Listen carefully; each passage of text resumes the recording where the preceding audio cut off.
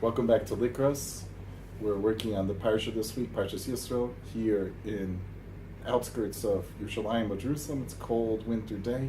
We're working on a pasuk, the verse in Shmos Parakov, in Exodus chapter 20, verse 15. Tezvav, it's the beginning of the seventh Aliyah, the beginning of the Aliyah.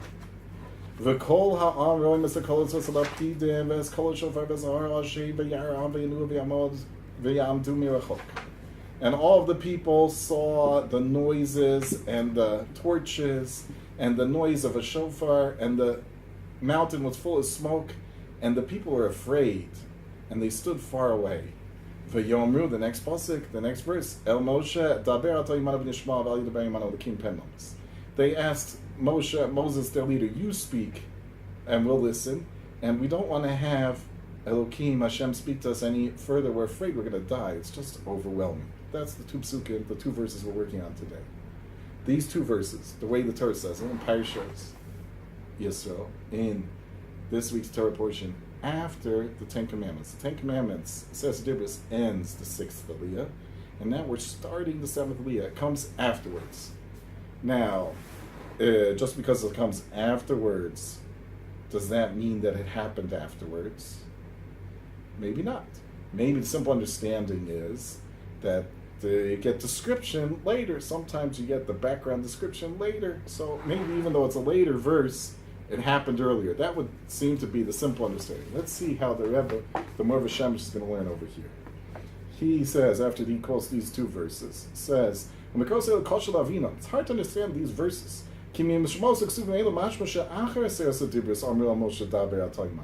The simple understanding is, the way it's written, is that the complaint happened and their fear happened after the Ten Commandments were done. And why should they be afraid now? It's over. Certainly, this happened before the Ten Commandments were said. There's also several statements of our sages we're going to try to understand here. One is based on a verse. Moshe. Chazal learn on the pasuk in Chumash Devarim, the Medrash in Shir and Rabbah, that the phrase is Torah Tzivah Lana Moshe. Torah is taught to us by Moshe. Now the gematria of the word Torah is Tav Vav Reish Hey. Tav is 400, Vav is 6, it's 406. Reish is another 200, is 606, and Hey is 611. We're used to the number 613 for the number of mitzvahs. Here it says Torah Tzivah Lana Moshe 611. So, in fact, that's what the Medrash says. 611 mitzvahs. The rest of the Torah was taught by Moshe Rabbeinu to Klal Yisrael. This claim that they have, we don't want to hear it direct. We want to hear it from you, Moshe. This is accepted. This is what happens. 611 mitzvahs they get from Moshe. And the first two of the Ten Commandments, that's what they hear directly from Hashem. There's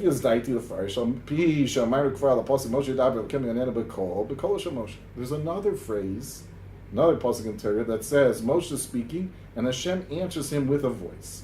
The Chazal interpret with a voice means with the voice of Moshe. Very fascinating. Moshe Rabbeinu is speaking to God. God is invisible, is non-corporeal, and he hears a voice. And the voice he hears is his own voice. The voice that answers Moshe is the voice of Moshe. It's another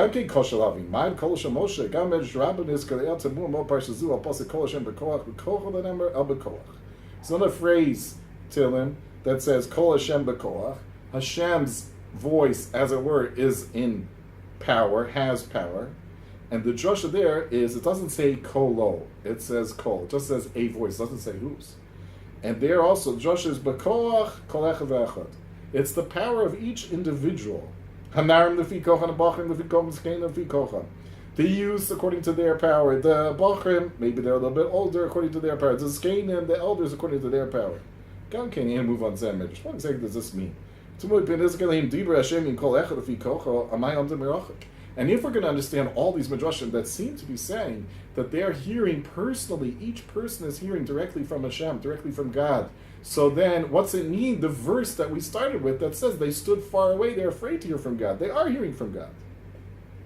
The Gemara Lo Shemol Kol says Libris. V'zeu gam ken yidu emi Joshua Migbar shekol dibur shalom motzi mipi b'torah tefillah nivur menu malach echad. Now we're starting the answer. Answer is, we learn from different sources that anytime any person says a word of Torah or a word of prayer, since he's doing this positive spiritual act, it creates an angel. Mishnah Avis, Perek Dalet, Mishnah Gimel says, a person does one mitzvah, he has acquired one defense attorney. Every time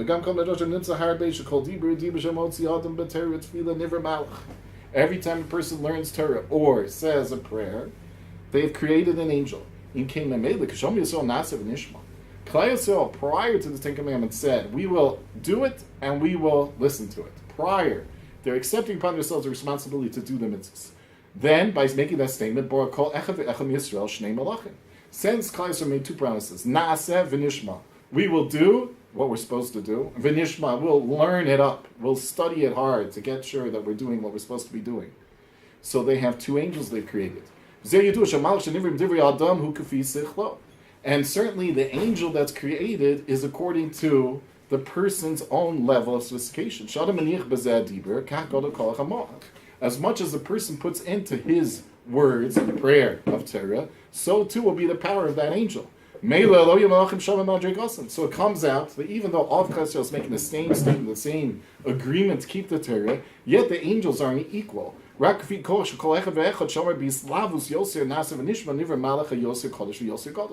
Each person, as much as he had more enthusiasm and more purity of motive, so therefore his angel is greater, is more holy, it's greater angel.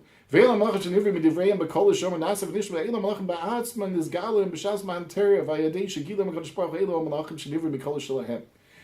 angels, this is what Klal Yisrael discovered at Mount Torah. They discovered their own angels. They discovered the angels that they themselves, each person had created by saying that he's going to keep the Torah. That's what they discovered. And by meeting their own angel, they realized that had they worked a little bit harder in spirituality and done better, then in such circumstances their angels would have been better. So really, they should have improved and had better angels. And now they understand that due to their original preparation, that's how much they're able to appreciate the Seres HaDibros of the Ten Commandments themselves, as they heard later. So therefore, they're understanding the Ten Commandments according to how much power they put in their promise to keep the Torah by Naasav and Mishnah. And they realized that Moshe Rabbeinu, their leader Moses, his call was better, stronger than theirs. And that's why he understood the Ten Commandments better. That's what the pasuk says. Very literal interpretation. It says they see the voices. What's it mean? You can't see a voice. It's audio. How do you see the audio? What it means is they appreciate it because the angel is their voice. Maybe a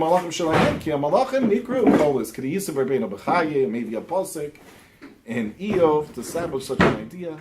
So that's what they see.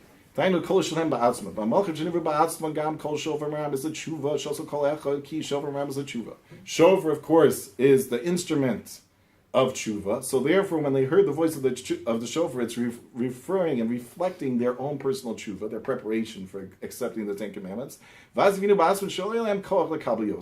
So then they see that they don't have the ability to accept more. They are at where they're at, as much as they prepared themselves.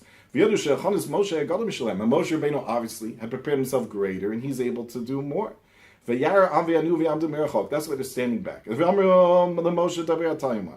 said, we want you to speak for us. You understand it better. If you teach us, we'll be better off. Pasuk and Dvarim, reflecting on this same idea, says that it was good what they spoke. This should be their attitude all the time towards having true Yira Shamayim. What's it mean? They have to know that they themselves have lacking in their service of Hashem. And they want to do better. And they want to have a better preparation than they had till now. And that answers all our questions. At the beginning, we can appreciate this pasuk. So go back. The verse says, the beginning of Shvi, the people see the voices, and they're afraid, and they want Moshe to be the intermediary in understanding the Torah. So the question is, why is it after the Ten Commandments? It should be before. And the answer is no, it's after. And what's it mean that they see the voice? It's a very difficult phrase. Many are working this. Voice is audio. What do they see?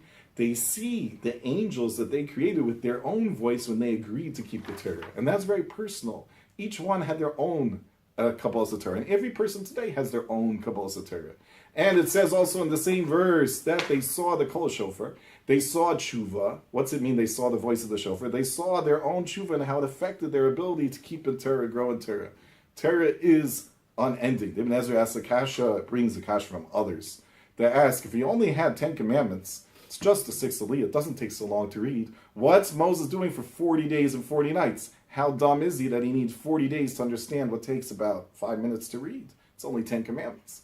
And Ibn Ezra answers, this is a very silly question, because he's learning much more. And the love is such that he could be there an infinite amount of time, says Ibn Ezra in his Teretz. So that's what we're learning. We're seeing that our ability to accept the Torah, our preparation creates angels, creates our spiritual identity, and our job then is when we see this, as much as we appreciate it, we have to work to do more.